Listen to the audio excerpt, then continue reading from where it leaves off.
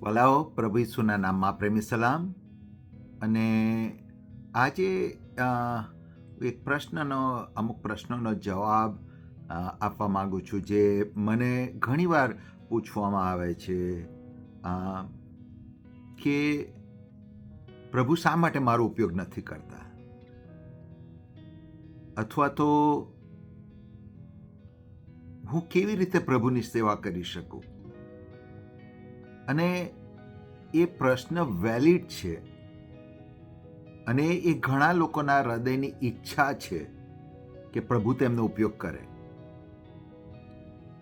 પણ જે બાબત હું પ્રભુના વચનોમાંથી શીખ્યો એ હું તમારી સાથે શેર કરવા માંગુ છું કે સામર્થ્ય, ઈશ્વરનું સામર્થ્ય, પવિત્ર આત્માનું સામર્થ્ય હોવું અને પવિત્ર આત્માનું સામર્થ્ય તમારા દ્વારા વહેતું થવું, એ બંને ડિફરન્ટ બાબત છે. તમે જુઓ, પ્રભુ ઈસુના જીવન પરથી આપણે લઈએ તો, ઉદાહરણ લઈએ તો,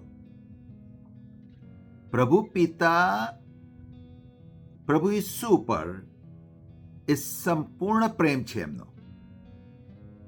એ ઈશ્વરની દ્રષ્ટિમાં કૃપા પામેલા છે. પણ તેમ છતાં પણ બાઇબલ એવું કહે છે કે પ્રભુ ઈસુ માણસોને અને ઈશ્વરની પ્રસન્નતામાં વધતા ગયા. હાવ?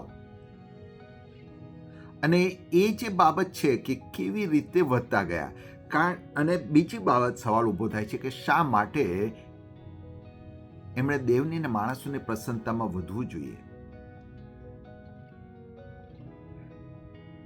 અને જો તમે એના રૂટ કોઝમાં જુઓ તો પ્રભુની યોજનાઓ પૂરી પાડવાના માટે, પ્રભુની સેવામાં વપરાવાના માટે જે બાબત જે છે એ પ્રોસેસ છે. કારણ કે પ્રભુ ઈસુ જન્મથી મોટા થયા એ દરમિયાન એ માણસોને અને દેવની પ્રસન્નતામાં વધતા ગયા. There is a process. અને ત્યાર પછીથી દેવનો આત્મા જ્યારે પ્રભુનું બાપ્તિસ્મા થાય છે ત્યારે ડિક્લેર કરે છે કે આ મારો વાલો પુત્ર છે. અને ઇમિડિયેટલી આકાશમાંથી પવિત્ર આત્મા પ્રભુ પર ઉતરે છે. એટલે દેવની પ્રસન્નતા છે, માણસોની પ્રસન્નતા છે, દેવનું સામર્થ્ય પણ પ્રભુ ઈસુ પર આવ્યું છે. પણ તેમ છતાં પણ પ્રભુ ઈસુને પવિત્ર આત્મા દેવ પોતે અરણ્યમાં લઈ જાય છે. અને એ 40 દિવસની પ્રોસેસ દરમિયાન જે બાબતની પરીક્ષા થઈ છે પ્રભુની, એ એમની આઈડેન્ટિટીની પરીક્ષા થઈ છે. એ શું માને છે એની પરીક્ષા થઈ છે. કારણ કે શેતાને એવું કીધું, શેતાને પ્રભુ ઈસુનું બાપ્તિસ્મા થયું એ પહેલા કદી એણે પ્રયત્ન નથી કર્યો કે શું તું દેવનો દીકરો છે. પણ જેવું ઈશ્વર પિતાએ પ્રગટ કર્યું કે તું આ મારો વાલો પુત્ર છે, કે ઇમિડિયેટલી પવિત્ર આત્મા હવે શેતાનની સામે લાવીને પ્રભુને ઊભા કરે છે. અને પ્રભુ ઈસુ એ પ્રોસેસમાંથી પસાર થાય છે અને ડિક્લેર કરે છે કે હું પ્રભુમાં કોણ છું, પ્રભુની દ્રષ્ટિમાં હું શું છું.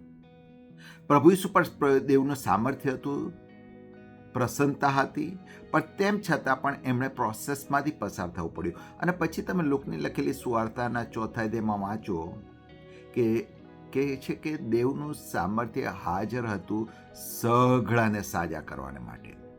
હવે જે સામર્થ્ય છે એ પ્રભુની અંદરથી વહેતું થાય છે. અને એ પ્રોસેસ જે છે એ પેઇનફુલ હોય છે. અને ઘણી બધી વખતે મને ને તમને એ પ્રોસેસમાંથી પસાર થવાનું પસંદ પડતું નથી.